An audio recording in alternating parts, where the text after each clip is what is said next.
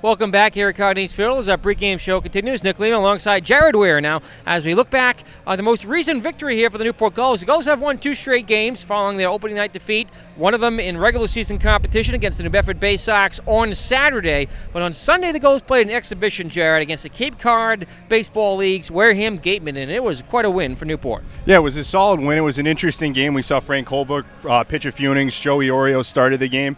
The Gulls looked pretty solid in that game against a solid Cape Cod League team. It was defending champs of the Cape Cod League against the defending champs of the NACBL. The atmosphere was great. It's a confidence-inspiring win for the Gulls. The Gulls coming from behind in that game. They were down early 2-0 in the first inning, in fact. But some timely offense, including a big 2-run homer from Timmy Robinson, really sealed the day. Yeah, it was nervous moments coming out of the gates. It looked like Wareham would be in control of the game. They were changing their pitchers every inning, so it was interesting for Wareham in that sense. But the Gulls came out, played well, and like you said, Timmy Robinson's home run, that was a no-doubter, deep in the left field into those grandstands. 3 Newport Gulls pitchers combined for the victory as Newport eventually did cruise past Wareham 7-3 the final. Frank Holbrook was outstanding. Of course, current assistant coach, former Newport Gull from 2012's championship squad. He went in there to eat up some innings and save the staff for the rest of what was supposed to be a long week before we had all these rainouts.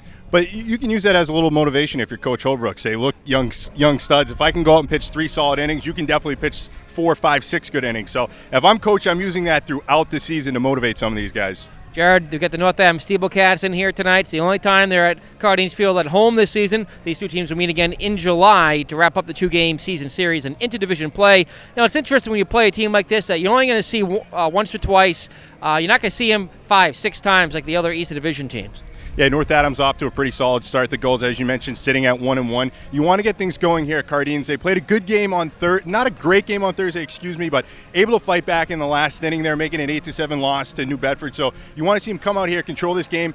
I'd like to see them win by 2 or 3 runs and really get things going. Send a message to the rest of the league that the Newport Gulls are back. Newport Gulls, of course, went 18-2 during the regular season at home last year. That's the all-time best record in the NECBL. And so far, Newport 0-1 here at their home ballpark. Looking for that first home win here tonight as they look to keep a winning streak alive here in Newport and snap the Steelcats' 3-game winning streak to start the season. Yeah, and as you mentioned, the Steelcats 3-0 to start the year. So this would be a big win for the Gulls in the early stages. You have to take the small victories when you can get them. As you mentioned, still 40-plus games to go, or just under 40 games. So there's a lot of twists and turns left in this season. But to get a win like this early, it would be nice. All right, thanks, Jared, for joining us here. Jared will be back with the Gulls Eye View in just a little bit. For now, the pregame show continues. Hillary Costa, we're down here next with Ask a Gull as we continue on the NECBL Broadcast Network.